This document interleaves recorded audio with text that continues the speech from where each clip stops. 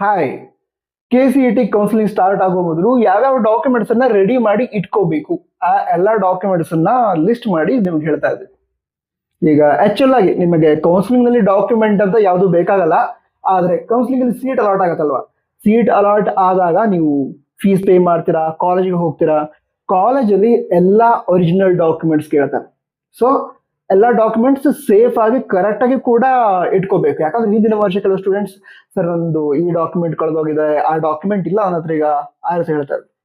So hours ನೀವು ಮಾಡೋದಕ್ಕೆ ಹೋಗ್ಬೇಡಿ, ಎಲ್ಲಾ ಡಾಕ್ಯುಮೆಂಟ್ಸ್ ಕರೆಕ್ಟ್ ಆಗಿ ರೆಡಿ ಮಾಡಿ ಇಟ್ಕೊಂಡಿರಿ. ಇದರಲ್ಲಿ ತುಂಬಾ ಇಂಪಾರ್ಟೆಂಟ್ ಆಗಿರೋದು KCET ಅಪ್ಲಿಕೇಶನ್ ಫಾರ್ಮ್. ನಂತರ ನೀವು ಅಪ್ಲಿಕೇಶನ್ ಫಾರ್ಮ್ ಅಲ್ಲಿ ಏನಾದ್ರು ಎಡಿಟಿಂಗ್ ಮಾಡಿದ್ರೆ, ಅಂದ್ರೆ ಸ್ಟಾರ್ಟಿಂಗ್ ಅಲ್ಲಿ ಅಪ್ಲಿಕೇಶನ್ ಹಾಕಿದ್ರೆ ಅದ್ರ ನಂತರ ಬೇರೆ ಯಾವ್ದಾದ್ರು ಒಂದು ಕೋಟಾವನ್ನ ಕ್ಲೇಮ್ ಮಾಡ್ಬೇಕು ಅನಿಸ್ತು, ಕ್ಲೇಮ್ ಮಾಡಿದ್ರಿ, ಅದು ವೆರಿಫೈ ಕೂಡ ಆಯ್ತು. ಅವಾಗ ಎಡಿಟ್ ಮಾಡಿದ ನಂತರ ಇರುವಂತಹ application final application form. So final application form ಅದು ಬೇಕಾಗತ್ತೆ, ಅದನ್ನ ಸೇಫ್ ಆಗಿ ಇಟ್ಕೊಂಡಿರ್ಬೇಕು.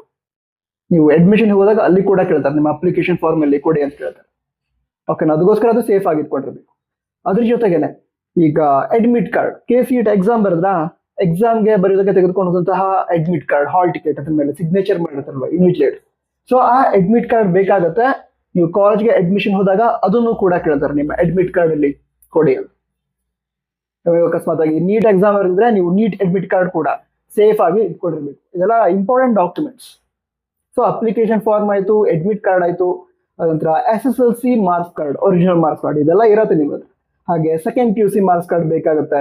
ಅದ್ರ ಜೊತೆಗೆ ನೀವು ಯಾವ್ದಾದ್ರು ಪರ್ಟಿಕ್ಯುಲರ್ ರಿಸರ್ವೇಶನ್ಸ್ ಅನ್ನ ಕ್ಲೇಮ್ ಮಾಡಿದ್ರೆ, ಈಗ ಇನ್ಕಮ್ ರಿಲೇಟೆಡ್ ಕ್ಲೇಮ್ ಮಾಡಿದ್ರಿ, ಕಾಸ್ಟ್ ರಿಲೇಟೆಡ್ ಕ್ಲೇಮ್ ಮಾಡಿದ್ರಿ, ಅಂತಹ ಸಂದರ್ಭದಲ್ಲಿ ಈ ಇನ್ಕಮ್ ಸರ್ಟಿಫಿಕೇಟ್, ಈಗ OBC ಕೆಟಗರಿ ವಿದ್ಯಾರ್ಥಿಗಳಿಗೆ ಏನಾಗುತ್ತೆ, ಇನ್ಕಮ್ ಮತ್ತು ಕಾಸ್ಟ್ ಸರ್ಟಿಫಿಕೇಟ್ ಎರಡು ಒಂದರಲ್ಲೇ ಇರುತ್ತೆ. ಆದ್ರೆ ಈಗ SC ST ಕೆಟಗರಿ ವಿದ್ಯಾರ್ಥಿಗಳಿಗೆ ಏನಾಗುತ್ತೆ, ಇನ್ಕಮ್ ಸರ್ಟಿಫಿಕೇಟ್ ಬೇರೆ ಇರುತ್ತೆ, ಕಾಸ್ಟ್ ಸರ್ಟಿಫಿಕೇಟ್ ಬೇರೆ ಇರುತ್ತೆ. ಸೊ ವ್ಯಾಲಿಡ್ ಇರುವಂತಹ ಅಥವಾ ಅಪ್ಲಿಕೇಶನ್ ಹಾಕೋ ಸಂದರ್ಭದಲ್ಲಿ ನೀವು RD ನಂಬರ್ ನೀವು ಎಂಟರ್ ಮಾಡಿದ್ರಿ. ಸೊ ಆ ಒರಿಜಿನಲ್ ಇನ್ಕಮ್ ಮತ್ತು ಕಾಸ್ಟ್ ಸರ್ಟಿಫಿಕೇಟ್ಸ್ ಬೇಕಾಗುತ್ತೆ, ಅದನ್ನು ಕೂಡ ಸೇಫ್ ಆಗಿ ಇಟ್ಕೊಂಡಿರ್ಬೇಕು. ಅದ್ರ ಜೊತೆಗೆ ನೀವು ಬೇರೆ ಯಾವ್ದಾದ್ರು ಒಂದು ಕೋಟಾವನ್ನ ಕ್ಲೇಮ್ ಮಾಡಿದಿರಾ, ಈಗ ಕನ್ನಡ ಮೀಡಿಯಂ ಕೋಟಾವನ್ನ ಕ್ಲೇಮ್ ಮಾಡಿದಿರಾ, ಕನ್ನಡ ಮೀಡಿಯಂ ಕೋಟಾವನ್ನ ಕ್ಲೇಮ್ ಮಾಡಿದ ನಂತರ ಸರ್ಟಿಫಿಕೇಟ್ಸ್ ಅನ್ನ ಕಾಲೇಜ್ಗೆ ಹೋಗಿ ವೆರಿಫೈ ಮಾಡ್ತೀವಿ, ಹೌದಾ. ಆ ಕನ್ನಡ ಮೀಡಿಯಂ ಸ್ಟಡಿ ಸರ್ಟಿಫಿಕೇಟ್ಸ್ ಅದು ಕೂಡ ಬೇಕಾಗತ್ತೆ, ಸೇಫ್ ಆಗಿ ಇಟ್ಕೊಂಡಿರ್ಬೇಕು. ಅದ್ರ ನಂತರ ನೀವು ರೂರಲ್ ಕೋಟಾವನ್ನ ಕ್ಲೇಮ್ ಮಾಡಿದ್ರೆ, ಫಸ್ಟ್ ಸ್ಟ್ಯಾಂಡರ್ಡ್ ಇಂದ 10th ಸ್ಟ್ಯಾಂಡರ್ಡ್ ವರೆಗೆ ರೂರಲ್ ಏರಿಯಾದಲ್ಲಿ ಸ್ಟಡಿ ಮಾಡಿದ್ರೆ ನಿಮಗೆ ರೂರಲ್ ಕೋಟಾ ಸಿಗತ್ತೆ. ಅದಕ್ಕೆ ಸಂಬಂಧಂತಹ ಸರ್ಟಿಫಿಕೇಟ್ಸ್ ಅನ್ನ ವೆರಿಫೈ ಮಾಡಿಸಿದ್ರೆ ಆ ಸಂದರ್ಭದಲ್ಲಿ ಏನ್ ಮಾಡ್ಬೇಕಾಗುತ್ತೆ, ನೀವು ಈ ರೂರಲ್ ಕೋಟಾ ರಿಲೇಟೆಡ್ ಸರ್ಟಿಫಿಕೇಟ್ಸ್ ಏನಿದಾವೆ, ಫಸ್ಟ್ ಸ್ಟ್ಯಾಂಡರ್ಡ್ ಇಂದ 10th ಸ್ಟ್ಯಾಂಡರ್ಡ್ ವರೆಗೆ ಗ್ರಾಮೀಣ ಪ್ರದೇಶದಲ್ಲಿ ಓದಿದ್ದೀನಿ ಅನ್ನುವಂತಹ ಸರ್ಟಿಫಿಕೇಟ್ಸ್ ಅದು ಕೂಡ ಸೇಫ್ ಆಗಿ ಇಟ್ಕೊಳ್ತೀವಿ. ಅದ್ರ ನಂತರ ನೀವು ಜನರಲ್ ಮೆರಿಟ್ ಕ್ಯಾಂಡಿಡೇಟ್ ಆಗಿದ್ದು ರೂರಲ್ ಕೋಟಾವನ್ನ ಕ್ಲೇಮ್ ಮಾಡಿದ್ರೆ, ರೂರಲ್ ಕೋಟಾ ಸರ್ಟಿಫಿಕೇಟ್ಸ್ ಗಳ ಜೊತೆಗೆ ನಾನ್ ಕ್ರೀಮಿ ಲೇಯರ್ ಸರ್ಟಿಫಿಕೇಟ್ ಅದನ್ನು ಕೂಡ ವೆರಿಫೈ ಮಾಡ್ಸಿರ್ತೀರಾ. ಸೊ ಅದನ್ನು ಕೂಡ ಸೇಫ್ ಆಗಿ ಇಟ್ಕೊಳ್ರಿ. ಸರಿನಾ, ಇವಿಷ್ಟು ಡಾಕ್ಯುಮೆಂಟ್ಸ್ ಬೇಕು.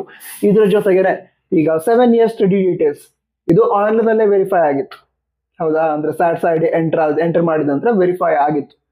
ಸೊ ಅದಕ್ಕೆ ಸಂಬಂಧಂತೆ 7 years ಸ್ಟಡಿ ಸರ್ಟಿಫಿಕೇಟ್ಸ್ ನೀವು ರೆಡಿ ಮಾಡಿ ಇಟ್ಕೋಬೇಕು. ಯಾಕೆ ಹೇಳಿ, ಅಡ್ಮಿಷನ್ಗೆ ಹೋಗಿರ್ತಾರಲ್ವಾ, ಅವಾಗ ಕೇಳ್ತಾರೆ ಅವರು ಸ್ಟಡಿ ಸರ್ಟಿಫಿಕೇಟ್ಸ್ ಅಲ್ಲಿ ಅಡ್ಮಿಟ್ ಕಾರ್ಡ್ ಇದೆ, ಅದನ್ನ ನೀವು ತೋರಿಸ್ಬೇಕು. ಓಕೆ. ಅದ್ರ ನಂತರ ನೀವು ಹೈದರಾಬಾದ್ ಕರ್ನಾಟಕ ಪ್ರದೇಶದವರಾಗಿದ್ದು ನೀವು 371J ಸರ್ಟಿಫಿಕೇಟ್ ರಿಲೇಟೆಡ್ RD ನಂಬರ್ನ ಎಂಟರ್ ಮಾಡಿ, ನಾನು ಹೈದರಾಬಾದ್ ಕರ್ನಾಟಕ ಪ್ರದೇಶದವನು ಅಂತ ಅಲ್ಲಿ ವೆರಿಫೈ ಮಾಡಿ ಕೋಟಾವನ್ನ ಕ್ಲೇಮ್ ಮಾಡಿ ಇದ್ರೆ ನೀವು ಆ 371J ಸರ್ಟಿಫಿಕೇಟ್ ಇದೆ ಅದು ಕೂಡ ತೆಗೆದುಕೊಂಡು ಹೋಗ್ಬೇಕಾಗತ್ತೆ. ಸೊ ಈ ಎಲ್ಲ ಡಾಕ್ಯುಮೆಂಟ್ಸ್ ಕರೆಕ್ಟ್ ಆಗಿ ಇಟ್ಕೋಬೇಕು. ಇದ್ರ ಜೊತೆಗೆ ನೀವು ಯಾವ್ದಾದ್ರು ಸ್ಪೆಷಲ್ ಕ್ಯಾಟಗರಿಯನ್ನ ಕ್ಲೇಮ್ ಮಾಡಿದ್ದೀರಾ, ಈಗ ಡಿಫೆನ್ಸ್, ಎಕ್ಸ್ ಡಿಫೆನ್ಸ್ ಆಗಿರ್ಬಹುದು, ಸ್ಪೋರ್ಟ್ಸ್ ಕೋಟಾ ಆಗಿರ್ಬಹುದು.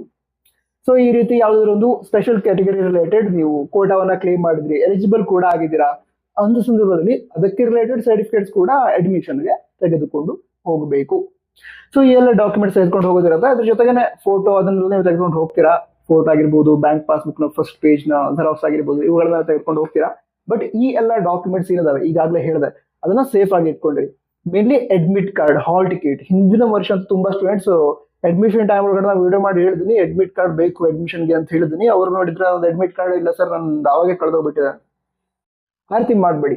ಅಡ್ಮಿಟ್ ಕಾರ್ಡ್ ಮತ್ತೆ ಅಪ್ಲಿಕೇಶನ್ ಫಾರ್ಮ್ ನೀವು ಜಾಸ್ತಿ ಇಗ್ನೋರ್ ಮಾಡೋದು, ಅದನ್ನ ಯಾವುದೇ ಕಾರಣಕ್ಕೂ ಇಗ್ನೋರ್ ಮಾಡಬೇಡಿ, ಬೇಕಾಗತ್ತೆ ಮುಂದೆ. ಈಗಷ್ಟೇ ಅಲ್ಲ, ಈಗ ನೀವು ಕಾಲೇಜ್ಗೆ ಅಡ್ಮಿಷನ್ ತಗೊಂಡ್ರಿ, ಅದರ ನಂತರ ಮುಂದೆ ಸ್ಕಾಲರ್ಶಿಪ್ಗೆಲ್ಲ ಅಪ್ಲೈ ಮಾಡ್ತಿರಲ್ವಾ, ಅಂತ ಸಂದರ್ಭದಲ್ಲೂ ಕೂಡ ಈ ಅಪ್ಲಿಕೇಶನ್ ಫಾರ್ಮ್ ಆಯ್ತು, ಅಡ್ಮಿಟ್ ಕಾರ್ಡ್ ಆಯ್ತು ಹೆಲ್ಪ್ ಆಗತ್ತೆ. ನಂತರ ಈಗ ವೆರಿಫಿಕೇಶನ್ ಆಗತ್ತಲ್ವಾ, ವೆರಿಫಿಕೇಶನ್ ಆದ ನಂತರ ನಿಮಗೆ ಡಾಕ್ಯುಮೆಂಟ್ ವೆರಿಫಿಕೇಶನ್ ಸ್ಲಿಪ್ ಅಂತ ಕೊಡ್ತಾರೆ. ಆಪರ್ಚುನಿಟಿ ಸ್ಟಾರ್ಟ್ ಆಗೋ ಮೊದಲು ಡಾಕ್ಯುಮೆಂಟ್ ವೆರಿಫಿಕೇಶನ್ ಸ್ಲಿಪ್ ಅಂತ ಕೊಡ್ತಾರೆ. ಆ ಡಾಕ್ಯುಮೆಂಟ್ ವೆರಿಫಿಕೇಶನ್ ಸ್ಲಿಪ್ ಕೂಡ ಇಂಪಾರ್ಟೆಂಟ್. ಅದು ನಿಮ್ಮ ಹತ್ರ ಇರತ್ತೆ, ನೀವು ಕಳ್ಕೊಳ್ಳೋದು. ಯಾಕಂದ್ರೆ ಕೌನ್ಸಿಲಿಂಗ್ ಪೂರ್ತಿ ಅದನ್ನ ಯೂಸ್ ಮಾಡ್ತೀರಾ. ಪ್ರತಿ ಸಲ ಲಾಗಿನ್ ಆಗ್ಬೇಕು ಅಂತ ಹೇಳಿದ್ರೆ ಡಾಕ್ಯುಮೆಂಟ್ ವೆರಿಫಿಕೇಶನ್ ಸ್ಲಿಪ್ ಬೇಕಾಗತ್ತೆ. ಅದನ್ನ ನೀವು ಕಳ್ಕೊಳ್ಳೋದ, ಬಟ್ ಅದನ್ನು ಕೂಡ ಸೇಫ್ ಆಗಿ ಇಟ್ಕೊಂಡಿರಿ ಡಾಕ್ಯುಮೆಂಟ್ ವೆರಿಫಿಕೇಶನ್ ಸ್ಲಿಪ್. ಯಾಕಂದ್ರೆ ಮುಂದೆ ನೀವು ಯಾವ್ದಾದ್ರು ಲೋನಿಗೆ ಅಪ್ಲೈ ಮಾಡ್ತೀರಾ ಅಥವಾ ಸ್ಕಾಲರ್ಶಿಪ್ಗೆ ಅಪ್ಲೈ ಮಾಡ್ತೀರಾ, ಪ್ರೈಸ್ ಮನಿಗೋಸ್ಕರ ಅಪ್ಲೈ ಮಾಡ್ತೀರಾ, ಈ ರೀತಿ ಇದ್ದಾಗ ನಿಮಗೆ ಬೇಕಾಗತ್ತೆ. ಸೊ ಯಾವುದೇ ಒಂದೇ ಒಂದು ಡಾಕ್ಯುಮೆಂಟ್ ಅನ್ನು ಕೂಡ ಇಗ್ನೋರ್ ಮಾಡೋದಕ್ಕೆ ಹೋಗ್ಬಿಡೋದು. ಯಾವ್ದಾದ್ರು ಒಂದು ರೀತಿಯಲ್ಲಿ ಮುಂದೆ ಹೆಲ್ಪ್ ಆಗುತ್ತೆ.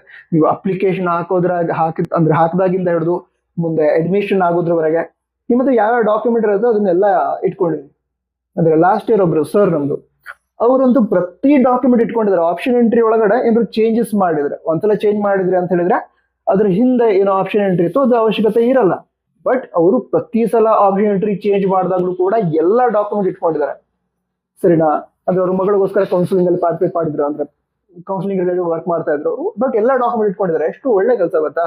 ಸೊ ಆ ರೀತಿ ನೀವು ಕೂಡ ಪ್ರತಿ ಡಾಕ್ಯುಮೆಂಟ್, ಒಂದೇ ಒಂದು ಡಾಕ್ಯುಮೆಂಟ್ ಕೂಡ ಬಿಡಬಾರ್ದು. ಎಲ್ಲ ಡಾಕ್ಯುಮೆಂಟ್ಸ್ ಸೇಫ್ ಆಗಿ ಇಟ್ಕೊಂಡಿರ್ಬೇಕು. ನಂತರ ಅಡ್ಮಿಷನ್ಗಿಂತ ಮೊದಲು ಫೀಸ್ ಏನ್ ಪೇ ಮಾಡ್ತೀರಾ, ಆ ಫೀಸ್ ಪೇಮೆಂಟ್ ರಿಸಿಪ್ಟ್ ಅದು ಕೂಡ ತುಂಬಾ ಇಂಪಾರ್ಟೆಂಟ್. ಫೀಸ್ ಪೇಮೆಂಟ್ ರಿಸಿಪ್ಟ್ ಕೂಡ ಇಂಪಾರ್ಟೆಂಟ್ ಆಗಿರುತ್ತೆ. ಸ್ಕಾಲರ್ಶಿಪ್ ಅಪ್ಲೈ ಮಾಡ್ತೀರಾ, ಅದ್ರ ಟೈಮಲ್ಲಿ ಎಷ್ಟು ಫೀಸ್ ಪೇ ಮಾಡಿದ್ರೆ ನೀವು ಅದ್ರ ಬೇಸಿಸ್ ಮೇಲೆ ನಿಮಗೆ ಸ್ಕಾಲರ್ಶಿಪ್ ಸ್ಯಾಂಕ್ಷನ್ ಆಗುತ್ತೆ. ಸೊ ಅದು ಕೂಡ ಇಂಪಾರ್ಟೆಂಟ್. ಸೊ ಈ ರೀತಿ ಎಲ್ಲ ಇದೆ. ಮುಂದೆ ಡೌಟ್ ಇದ್ರೆ ಅದನ್ನು ಕೂಡ ನಾವು ಸಾಲ್ವ್ ಮಾಡ್ತೀವಿ. ನಮ್ಮ ವಾಟ್ಸಪ್ ಚಾನಲ್ ಇದೆ, ಜಾಯ್ನ್ ಆಗಿ. ಸೊ ನಮ್ಮ ವಾಟ್ಸಪ್ ಚಾನಲ್ ಜಾಯ್ನ್ ಆಗೋ ಲಿಂಕ್ ಡಿಸ್ಕ್ರಿಪ್ಷನ್, ಅದೇ ರೀತಿ ಟಾಪ್ ನೋಟ್ಸ್ ಇದೆ. All the best. ಜೈ ಹಿಂದ್, ವಂದೇ ಮಾತರಂ.